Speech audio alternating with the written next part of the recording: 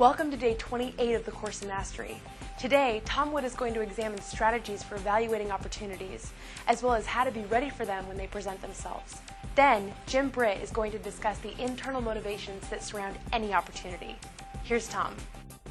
Today we're going to talk about evaluating financial opportunities. Are you ready? Seriously, are you ready? If the right opportunity fell in your lap today, are you ready to take advantage of it? If you truly want to create wealth, you have to be ready if the financial opportunity comes. I'm going to teach you two things today. One, how to get ready, and two, how to evaluate an opportunity when it comes. Here's my simple checklist for being ready to evaluate any opportunity that comes your way. Number one, what do you want? There are so many ways to make money, it boggles the mind. Ice cream sales, ice sales, eye care, blue chip stocks, blue chips, the blues, French horns, car horns, shoe horns, popsicles, Pop-Tarts, Pop Goes the Weasel, that popper in Pop Goes the Weasel that makes the Pop Goes the Weasel thing go pop. Stop thinking that you have to find something that makes money. You can make money in anything. What you need to find is what you love to do. Number two, you have to ask yourself the question, how much time do I have? You can start part-time or full-time, but be honest about that time that you have. Remember, there are other things that happen in your life, and starting a business does take time. It's not something you can do sometime. You can do it part-time or full-time, but never sometime. Number three, ask yourself, how much money do I have? You can start a business for $1 million, or you can start a business for as little as $500. Remember that how much money you have does not necessarily equate to how much money you will make. But don't try starting a $50,000 business if all you've got is $5,000. Be honest with yourself, how much money do I have? Okay, now you're ready. You know what you like, you know how much time you have, and you know how much money you have. When the opportunity comes, you'll know who you are and whether that opportunity is right for you. What you now have to decide, is this a good opportunity? Here's my simple checklist for evaluating any opportunity. Number one, is there the possibility of residual income? Now, you don't have to have residual income, but if you don't, that's just a job. For me, I want a business. I want something I can personally just walk away from. If that's something you want, you need to look clearly and honestly at this business that you're looking at. Will you eventually be able to walk away? Number two, has the opportunity you're evaluating been viable for more than 1 year? Big companies wait until smaller companies build an industry, and once there's 1 or 2 or 3 companies that survive the beginning of that industry, then they go and buy out one of those companies to reduce their risk. You can do the same thing. You don't have to be the pioneer who gets the arrow in the back. You can come in when the opportunity is proven before it becomes critical mass and everybody's heard about it. The key in opportunities is timing. Number three, do you believe in the product, the vision, and the mission of this opportunity? If you don't, it's a waste of time. By my house, there's a pizza joint that's owned by a couple. They are big, happy people. And they say, hey, would you want to be eating pizza from a couple that's skinny? No, you want to buy pizza from big, heavy people, they say. They are passionate about pizza. Now, that's not the business I would be in, but that's the business they're in, and they love it. You must love it because it's going to be a lot of work, a lot of sweat, and a lot of tears. Find your passion and know that this is what you're going to be doing. Number four, does the business matter? Does it make a difference in the world? Now, this may seem a little odd, but no business survives if it doesn't make a difference. And you have to decide, does this make a difference that I can be a part of? It's going to get hard. I'm telling you, I don't know anybody who started a business and everything worked great. When it gets hard, you're going to have to know that what you do matters, so you can stick it out and make it before you start to create that financial wealth everybody wants.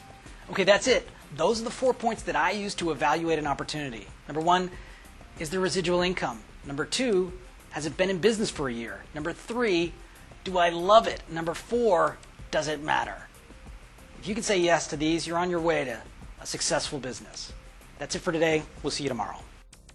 Thanks, Tom. Britt, who went from picking cotton and a factory job. Thanks, Tom. Jim Britt, who went from picking cotton and a factory job to financial independence at the age of 29, has served as an executive on several projects for people including Jim Rohn, Dr. Dennis Waitley, and Dr. Maxwell Maltz. In this clip, he takes evaluating an opportunity to the next level by encouraging you to examine your internal motivations. Here's Jim. So I want to share with you a few of the discoveries. And again, my title of my talk is Vision Becomes Reality. I want to talk about vision and reality, because that's two important aspects of success and happiness. And I remember back, a lot of those books I read would tell you how to do things, how to get things in your life, how to be successful, how to earn money, how to make sales, all of those things. And all of those are great skills and tools to be able to utilize. But you know, I had a big home on top of a hill, I had cars, I had money in the bank, and I was in a divorce. And my life was kind of falling apart. So let me give you in the next 3 minutes how to clarify what you want, and then we'll get on to the real heart of what we're going to talk about, which is reality. What stops you? What holds you back? Think of something right now that you want. Maybe it's success, maybe it's a new car, maybe it's a new home, maybe it's a more fulfilling relationship, maybe it's money in the bank, maybe it's security, whatever. Think of what you want. And let me just use an example. Let's say that I wanted to have a chauffeur-driven limousine. Now, I don't, but let's say that I do. So I would ask myself to clarify it, to get to the true essence of what I want and why I want it. I would ask myself, why do I want this limousine? And the answer comes back, well, because I'd look good in it. And I would, wouldn't I? And what color do you think? Black, white? So I'd say, well, why do you want to look good, Jim Britt?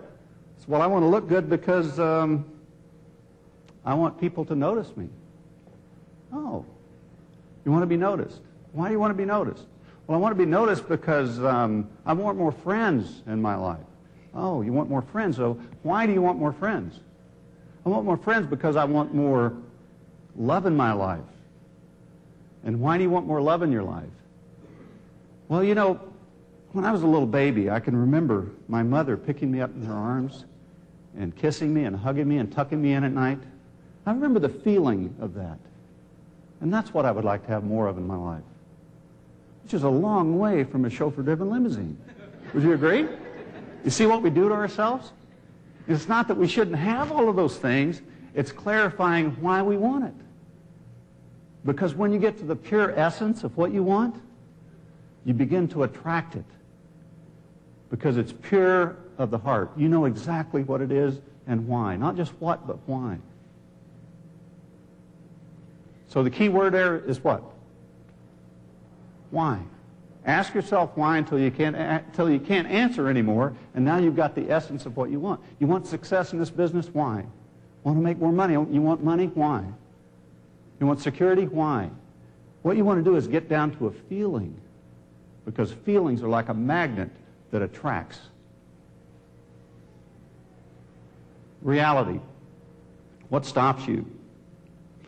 And here's some discoveries I made.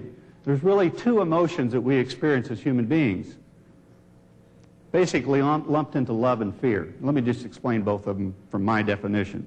Love is like when you're walking out into nature and you know how you feel that, just like that perfect moment? I mean, you might even be driving down the freeway and it just feels like everything is wonderful in your life. You just feel connected. Maybe you're with your children. You feel connected. That's that feeling of love. That's when we start to attract things. Now, on the other side, fear. Fear is basically this: taking a past experience, something that's happened to us in our past. It doesn't even have to be related, but taking a past experience, projecting it into the future with the anticipation of it happening again, and then experiencing it in the moment. That's what fear is. Now, fear could be doubt, it could be worry, it could be rejection. Maybe you made a presentation and your experience was less than positive. And you don't want it to happen again, so you project it into the future and you experience it in the present. So that's fear. And we all experience fears all the time. Fear is anything less than loving toward ourselves.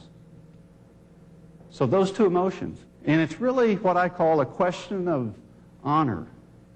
A fellow called me one time from down in Texas, and he said, it was kind of an acquaintance. He said, Jim, he said, I know you've had a lot to do with home-based businesses, and he said, I just want to run one by you and see what you think about it. So he started telling me about this business he wanted to get into, and he said it was going to cost him about $1,200 to get started. I said, why do you want to do it? And he started giving me a list of the things, and I said, why do you want that? And I clarified for him right there on the phone, and he got really excited about why he wanted to do what he wanted to do. And then I said, when are you going to get started? He said, you know, right now, he said, I got a lot of things, a lot of stuff going on in my life.